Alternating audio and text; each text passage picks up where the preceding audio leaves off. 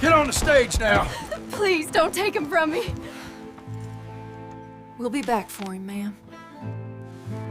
And learn some love stories, and only when hearts stop beating. The wind came first, long before the horses or the man riding alone through it.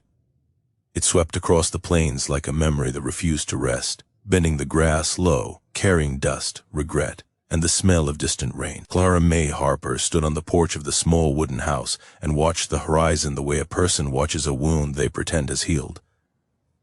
The land stretched endlessly, gold and brown and unforgiving, just like the years she had spent waiting. She had learned to wait well, 10 years earlier.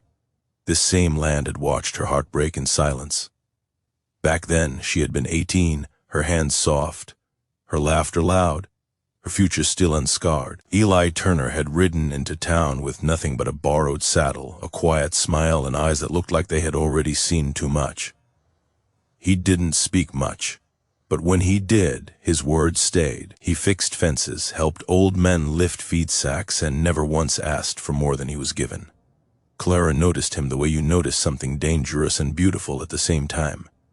Their love grew slowly, like grass pushing through dry earth. No promises at first.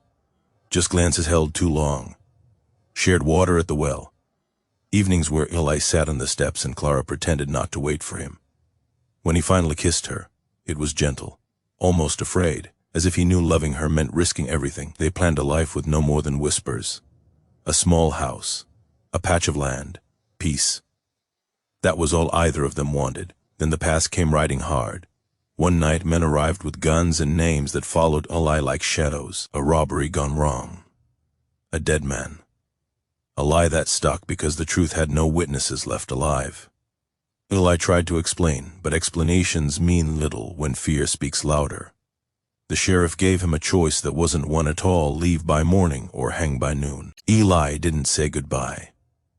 He stood at Clara's window before dawn, hat in his hands, face hollowed by the weight of what he was about to lose. She cried without sound as he told her to forget him, because loving a man on the run would only ruin her life. She begged him to take her with him. He shook his head. "I love you too much for that," he said, voice breaking like dry wood. "Some loves are meant to be carried alone." He rode away before the sun rose. Clara watched until the dust settled and something inside her went quiet forever. Years passed. The town grew. People married, buried their dead, laughed again. Clara stayed. She turned down suitors gently, then firmly. Love, she learned, was not something that could be replaced like a broken chair. She took care of her ailing father until he died, then the house alone. Nights were the hardest. The wind would howl, and she would imagine footsteps that never came, until the day they did. The man riding toward her house looked older, heavier with sorrow. His shoulders slumped, his hair touched with gray. But the way he sat a horse, the way he held the reins, the way he looked at the world like it might disappear at any moment, it was him. Eli Turner stopped at the edge of the property as if unsure he had the right to come closer. Clara's breath left her body in a single, shaking exhale.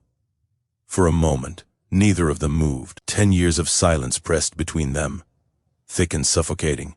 When he finally dismounted, his boots hit the dirt softly, like he didn't want to disturb what little peace remained. "Clara," he said. Her name sounded different in his mouth now, older, worn down by time. "You're not dead," she whispered, anger and relief tangling together. "No," he said.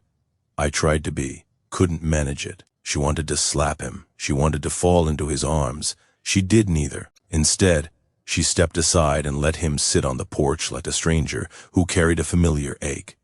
He told her everything, how he'd cleared his name years later when the real culprit confessed on his deathbed, how freedom came too late to erase what had already been taken, how he drifted from job to job, never staying long enough to belong anywhere. Loving her had been the only constant.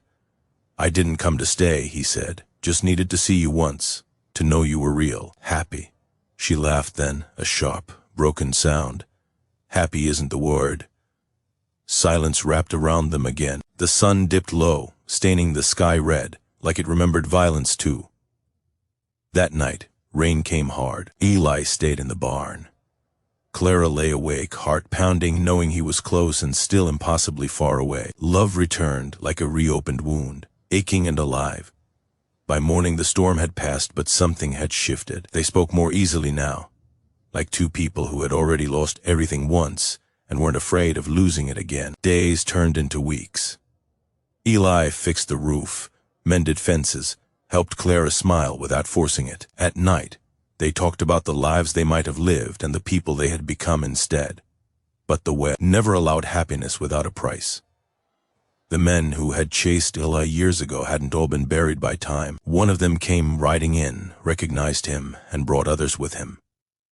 Old hatred doesn't die, it waits.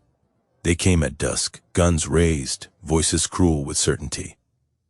Clara stood in front of Eli without thinking. For the first time in her life, fear didn't win. "He's innocent," she said, "and if you take him, you take me too." Eli pulled her back gently, hands shaking. He looked at her like he had the first time he realized he loved her, like she was the reason he existed at all. The gunshot came fast. Pain bloomed in his chest. He didn't fall right away. He just looked at her, eyes wide, surprised, as if he hadn't expected the world to be so unfair twice. Clara screamed.